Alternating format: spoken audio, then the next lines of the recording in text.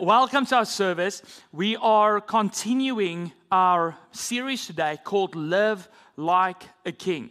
And in this series, Live Like a King, we are looking at a life. The definition of live like a king is a life where you live a luxurious lifestyle, where every need and desire you have are met. Can we get some lights on, please? Every need and every desire is met.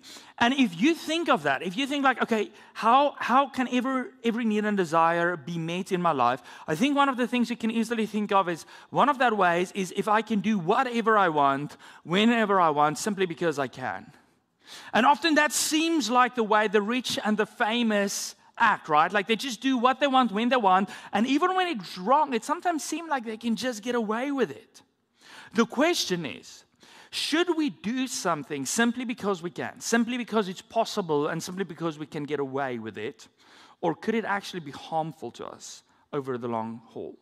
And that is what we are talking about today. So the fourth topic in our series, Live Like a King, is what feels right versus what is right. We assume to live like a king, you need to be able to do everything that feels right. But I want to give you an alternative today to rather do what is right. And we're going to continue reading about the greatest king that Israel ever had, probably one of the greatest kings the world ever saw. There's even now a series about his life on Prime, and that is King David. Now, King David, most of what we've read about his story so far is the portion of his life before he became king, because he was anointed as Israel's next king between the age of 10 and 15. But then he still had to serve for years under King Saul, and only at 30 he became king over Judah, a part of Israel, and then later over the entire country. But during this time, King Saul tries to, although he's a faithful servant, he leads King Saul's army, he calms him down with his music that he plays for him. Although he does everything right, King Saul still comes after him and tries to kill him a couple of times. And what we're going to be reading about today is, at one point it gets so bad that King Saul's son Jonathan helps David to escape. David is literally on the run. King Saul comes after him with thousands of men, and they are hiding in a cave. And that's what we're going to be reading today. 1 Samuel 24, verse 1 to 22. It's a longer piece, but this is just such a crazy story. You need to hear it all. Verse 1.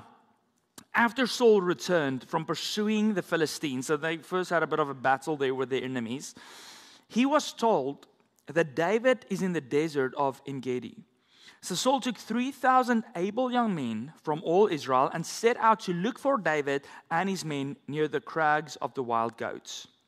He came to the sheep pens along the way, and a cave was there, and Saul went in to relieve himself. There's no garage with a toilet, right? There's no Starbucks to stop if the kids say, Mom, I need to go. You stop at the local cave. So David and his men were ironically in the same cave, far back in the cave. So David's men said, "This is the day the Lord spoke of when he said to you, I will give your enemy into your hands for you to deal with as you wish."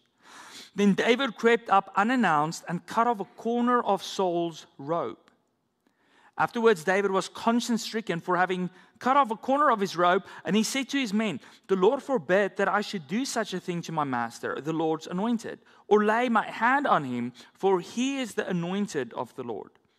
With these words, David sharply rebuked his men and did not allow them to attack Saul, and Saul left the cave and went his way. But then David went out of the cave and called out to Saul, "My lord the king." When Saul looked behind him, David bowed down and prostrated himself with his face to the ground. And he said to Saul, "Why do you listen when men say David is bent on harming you? This day you have seen with your own eyes how the Lord delivered you into my hands in the cave. Some urged me to kill you, but I spared you. I said, I will not lay my hand on my Lord because he's the Lord's anointed. See, my father, look at this piece of your robe in my hand. I cut off the corner of your robe, but did not kill you. See that there is nothing in my hand to indicate that I'm guilty of wrongdoing or rebellion. I have not wronged you, but you are hunting me down to take my life. May the Lord judge between you and me, and may the Lord avenge the wrongs you have done to me, but my hand will not touch you. As the old saying goes, from evildoers come evil deeds, so my hand will not touch you. Against whom has the king of Israel come out? Who are you pursuing? A dead dog, a flea? May the Lord be our judge and decide between us. May he consider my cause and uphold it. May he vindicate me by delivering me from your hand. When David finished saying this, Saul asked, is that your voice, David, my son? And he wept aloud. You are more righteous than I, he said. You have treated me well, but I've treated you badly. You have just now told me about the good you did to me. The Lord delivered me into your hands, but you did not kill me. When a man finds his enemy, does he let him get away unharmed? It's like, that's crazy, right? You don't do that. May the Lord reward you well for the way you treated me today. I know that you will surely be king. This is King Saul telling David, and David is not his actual son, right? So he doesn't have a claim to the throne. These are like prophetic words spoken by Saul. He says, I know that you will surely be king and that the kingdom of Israel will be established in your hands. Now swear to me by the Lord that you will not kill off my descendants or wipe out my name from my father's family. So David gave his oath to Saul, and then Saul returned home, but David and his men went up to the stronghold. The confluence of circumstances leads David's men to look at this. Like, what is the chance of Saul coming after David? And Saul's like, I need to go to the toilet, and I'm going into the cave, and David and his men are just chilling in the back. They're hiding. Like, what is the chance of that happening?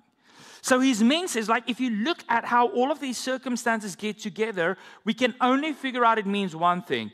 God gave Saul into your hand, you should kill him. That's the only thing that makes sense. It makes us feel good. It seems like the easiest and the most simple way forward. It's logical. But David will not kill Saul, and he won't even allow his men to touch Saul. And when I read this, I realize that what feels right is often a decision that we make based on whatever is the easiest or the most logical or convenient way to do something. It seems easy to kill Saul. It's logical because they won't have to run anymore. It is convenient. They can return home.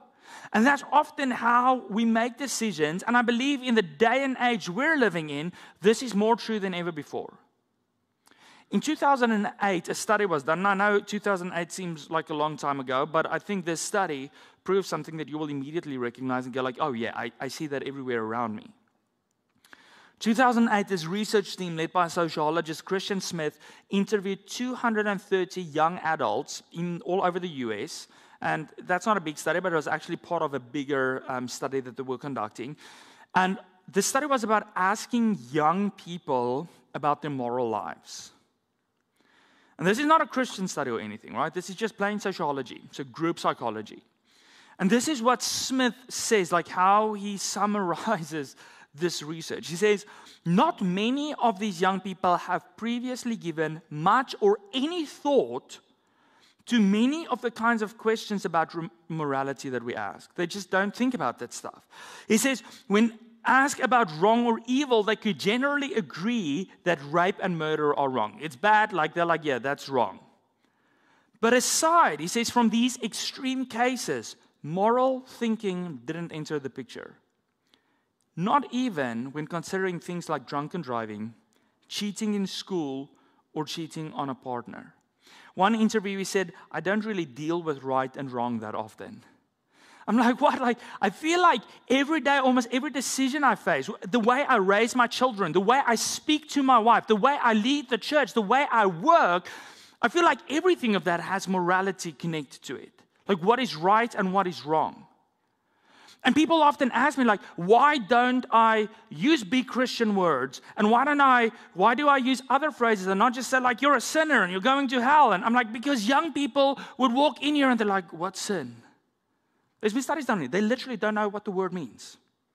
It's not part of their worldview anymore, unless you grew up in church.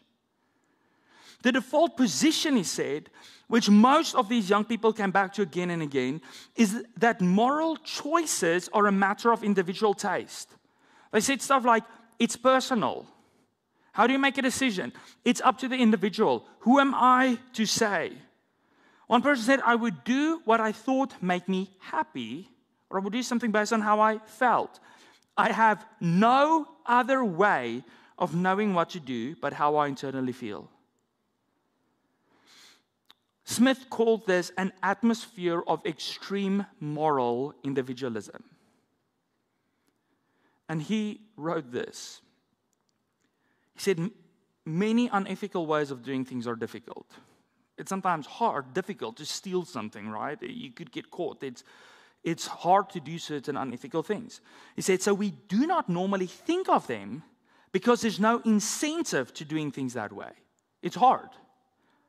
We only consider unethical approaches when they are or appear to be easier than ethical ones. So it's like the moment something seems easy, we'll do it whether it's ethical or unethical, as long as it's easy. If it's hard, we don't touch it.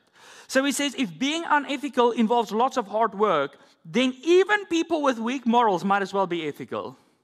If it takes work, then I'll be ethical. And I'm like, man, this rings so true. And in Canada's growing pre-Christian culture, this will become even more and more true. We used to be in a post-Christian culture in Canada, which means that even younger people who might not go to church, who might not know Jesus, still had a collective memory of church, of what the Bible is, of who Jesus is, because they went to church once in a blue moon with grandmother or someone.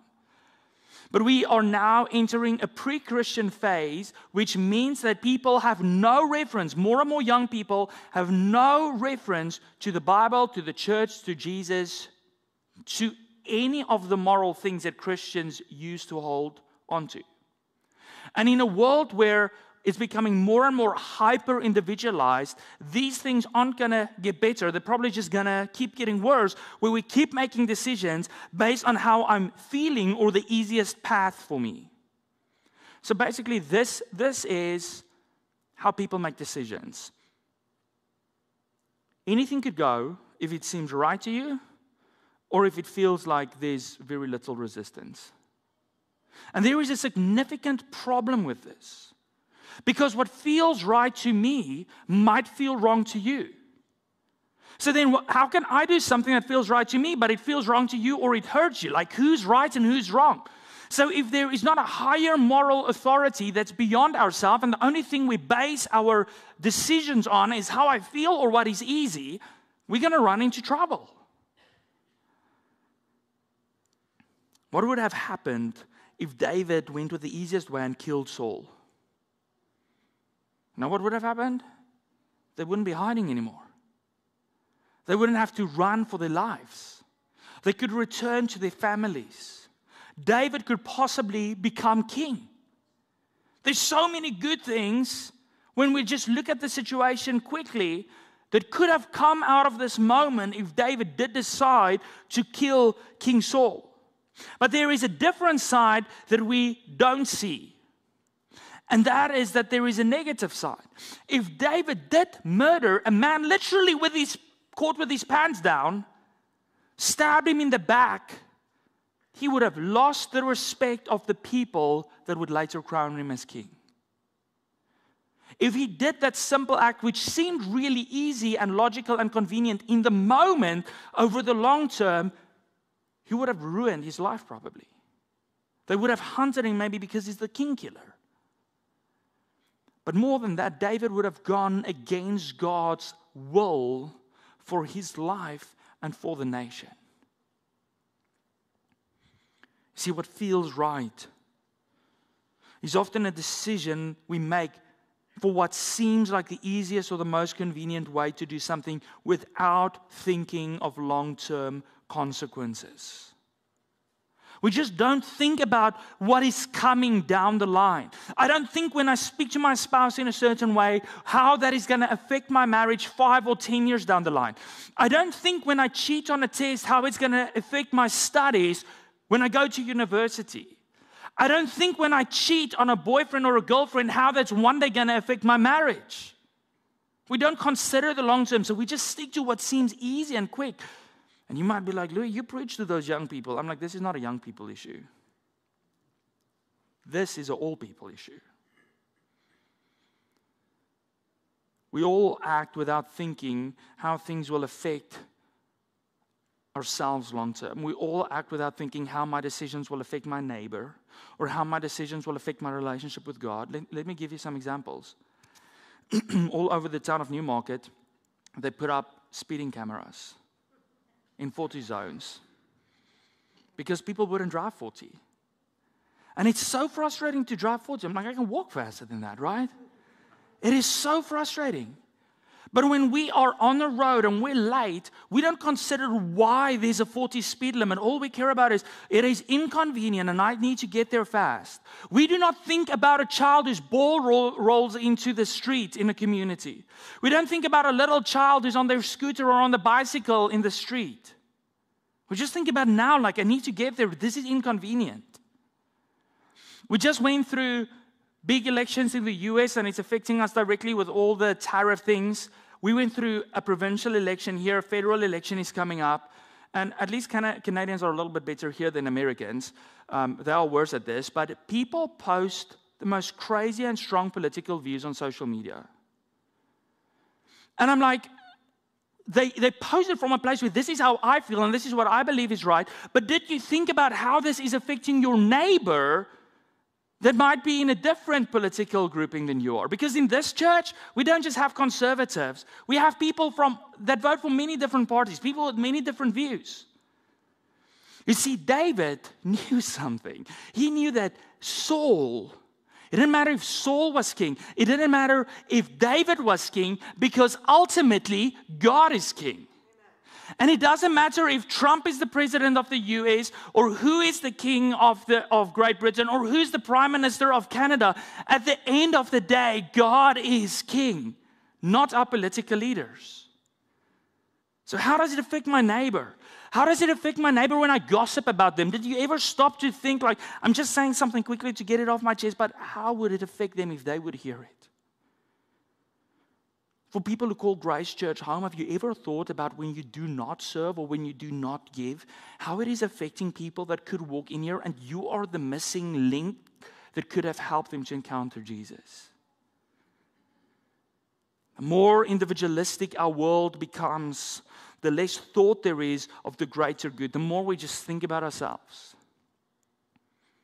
And King David's son Solomon, he wrote in the Proverbs, and he has this crazy way in the book of Proverbs where he gives you no context. He doesn't try to convince you. He just goes like, he throws a fact at you and he's like, take it or leave it. And this is what he says in Proverbs 14 verse 12. He says, there is a path before each person that seems right. It feels right. It's convenient. But it ends in death, period. That's all he says.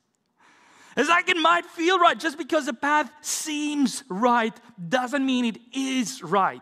Just because it seems convenient doesn't mean it is good for you. Just because you can get away with it doesn't mean you should. So how does David make his decisions? David doesn't hurt Saul. Not because Saul was his dad. He calls him father later on, and I'll tell you why in a minute. But Saul was nothing blood related to him.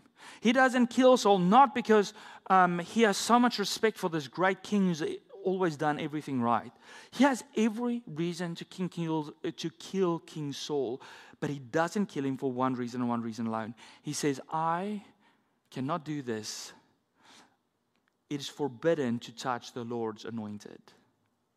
David didn't kill Saul out of respect for his God. God was his moral compass. And this is not just something that David says with his words. He don't just go like, oh, we should all follow God's ways and like not just go. Like he modeled it so practically. He put his money where his mouth was. He walks out of that cave and he calls King Saul and he calls him my father. That seems weird, very weird because he's not his dad, but that was an absolute show of respect. He humbles himself before King Saul. It's like, who am I? I'm like a mere dog, he says at one point. He has so much respect for Saul. His deeds proved his integrity. Maybe you think like, yeah, Louis, it's easy when you're going after the king to not do it, right? Because what if I kill the king? Like, that might be a bad thing. But what about if it's just like everyday people? Would he still be that way? Yes, he would. If you continue reading his story, he becomes king. And in 2 Samuel 9, David says, does King Saul have any descendants left? Now, why would a king normally ask that question? So that I can wipe out all of the descendants of the previous king, so that there's no one else with a claim to the throne, right? David says, no, I want to do good to them. And Jonathan had a son who couldn't walk, Mephibosheth, and he is brought to David, and the poor man thinks David's going to kill him, and David's like, no, I'm restoring all of your father's land to you. From now on, you will come and sit and eat at my table. Like, I would be so worried this guy's going to try to overthrow me. David is like, come, I made a promise to God, I'm going to honor that. You continue reading, and then some things happen between David and his children. And later in the book of 2 Samuel, Absalom, his son, did actually succeed in overthrowing David for a while. So Absalom takes the throne. David is literally fleeing the city. And a man from King Saul, the previous king from his clan, Shimei, he walks up to David who's fleeing, and he starts throwing stones at David. And he starts cursing him. So as any good soldier would do, Abishai, one of his guards, says, we should cut off Shimei's head. Like, if you speak to a king like that, you throw stones at him, chop off his head. And David is like, no. And I want to read you his own words. This is so crazy. Like, you cannot make this stuff up. Verse 10. But the king said, what does this have to do with you, you sons of Zeruiah? If he's cursing, because the Lord said to him, curse David, who can ask, why do you do this? I'm like, how do you get to that point where no matter the circumstances in life, how do you get to this point where you see God's ultimate purpose and plan, where your decisions are not based on your emotions, or based on how you feel, or based on the ease or convenience, but rather based on God's moral compass? And this doesn't mean that David was all perfect. He wasn't. He made some decisions where he followed his feelings. In 2 Samuel 11, and we're going to talk about that a little bit next week, he sees one of his 30 best men, so he probably knew the guy, was probably a friend. He sees his wife taking a bath on her roof. And he goes with these feelings. He's like, I like this pretty lady, so bring her to me. He ends up having an affair. He ends up murdering her husband. And because of all of that, a child dies. So he made mistakes as well. And we will all make mistakes at some point or another. None of us are perfect. We all mess up sometimes. But at the end of the day, it's not about just messing up once in a blue moon. It is about making a decision in your life. What or who will determine what is right and what is wrong in your life? David chose for God to determine his steps. David chose that God would determine what is right and wrong and nothing else. His heart was close enough to God that most of the time he had a clear enough conviction that he would follow God's way, not his own way. In Psalm 119, theologians kind of differ because David doesn't name himself as the author, so we're not 100% sure who wrote it, but most theologians agree that David was probably the author of Psalm 119. But I want to read you the first 6 verses where he gives us a hint on how he got to this place where God became his moral compass. Verse 1, he says, joyful are people of integrity who follow the instructions of the Lord. Joyful are those who obey his laws and search for him with all their hearts. This is an active searching process, right? They do not compromise with evil. They don't just do something because it's easy or because it's convenient. And they walk only in his paths. You have charged us to keep your commandments carefully. Oh, that my actions would consistently reflect your decrees. That is his heart's desire. And I'm going to mess up at some point, but my desire is that my actions will consistently reflect God's heart. He says, then I will not be ashamed when I compare my life with your commands. See, doing what is right, even when it clashes with our convenience or with our feelings, comes from choosing God's truth as your main moral compass. It doesn't just happen naturally. It needs to come from a source outside of ourselves. And the only way we can get to a point where we choose right, even when it's inconvenient, is when God becomes our main moral compass. So let me ask you, how do you make decisions? How do you decide how to act towards your spouse or your child?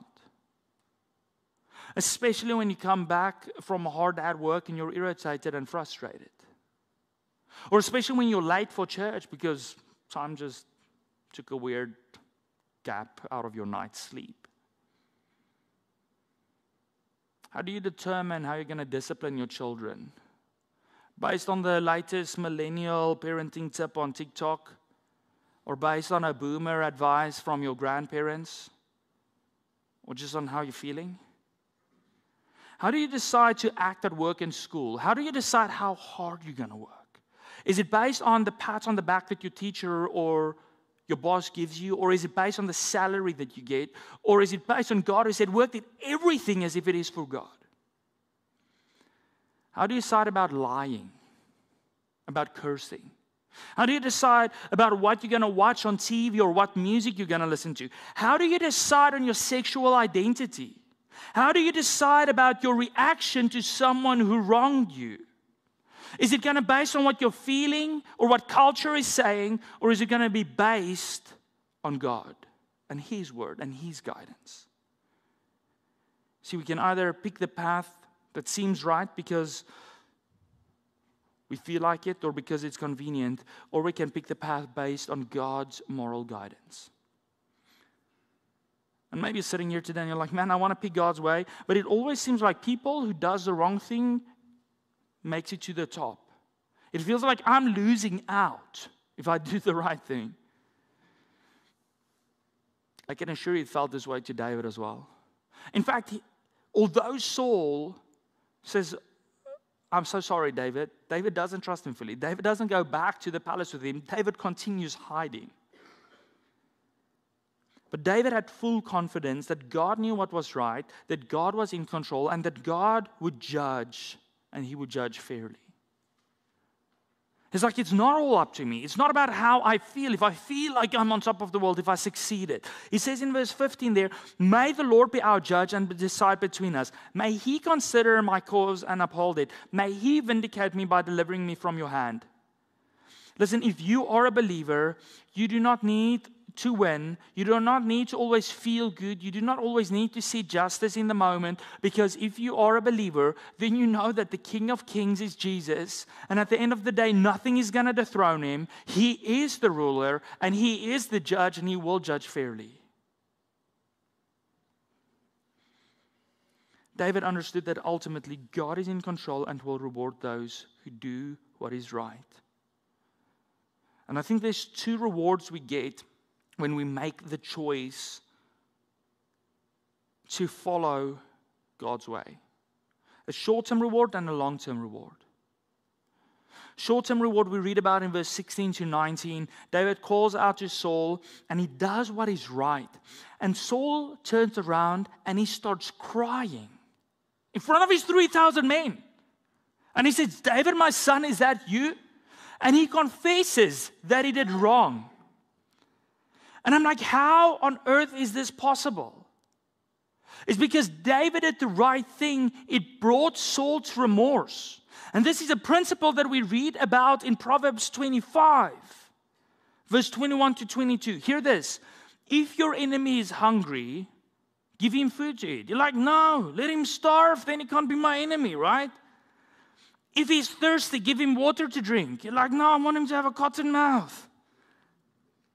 But hear what Solomon says. In doing this, in doing the right thing, even when you don't feel like it, you will heap burning coals on his head, and the Lord will reward you. It's like you do the right thing, and that person will, at one point, hopefully get to a point of remorse. But even if they don't, if you continue to just act the same way they did, it just creates a loop of revenge.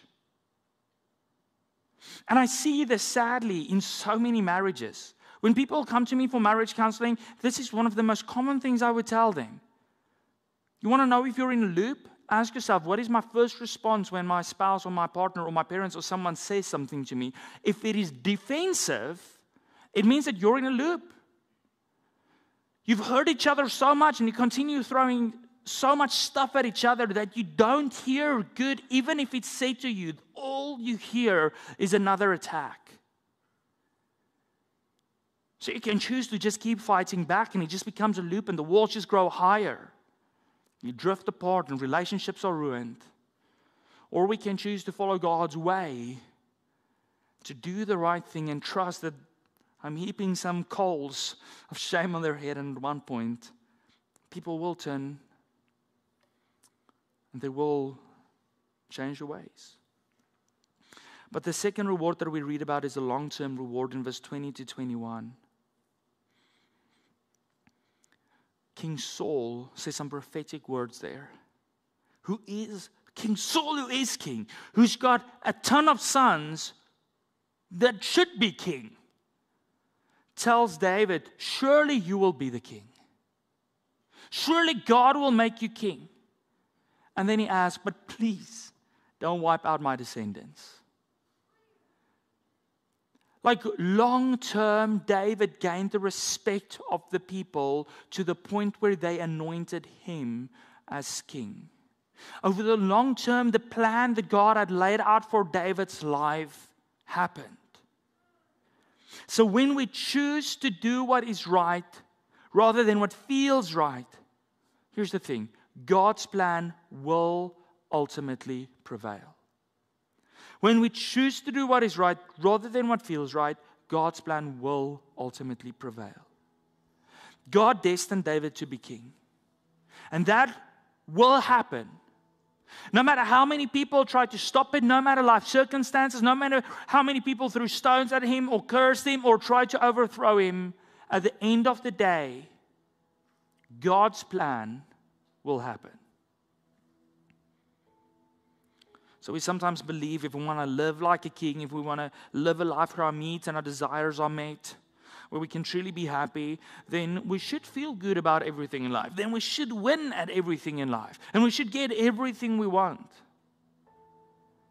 But everything that seems like a win, everything that feels good, and everything that we get that we think we want isn't always good for us.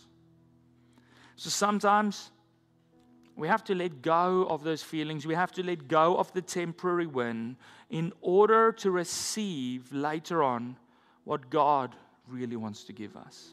Let's pray. Jesus, there is no greater example of anyone who did what was right rather than what felt right than the example of Jesus and your death on the cross. There is nothing that felt good about dying on a piece of wood with nails piercing your hands and feet. Yet you did it because it was what was right in the eyes of God. And because of your death on a cross, because you chose what was right, we can choose today. We don't need to be slaves to our feelings. We don't need to be slaves to culture. We don't need to be slaves to lies of the devil. We can choose to allow your Spirit and your word to guide us. And I thank you for that today. I pray, God, that as we have to make decisions every day, from simple things like I'm going to speak to my parents or my spouse or my children or my friends, to more complex moral issues, I pray that you and your word will be our moral compass. That it would be so clear to us that we would follow you even when it's inconvenient, even when it's not easy, even when we don't feel like it. We pray it in Jesus' name. Amen.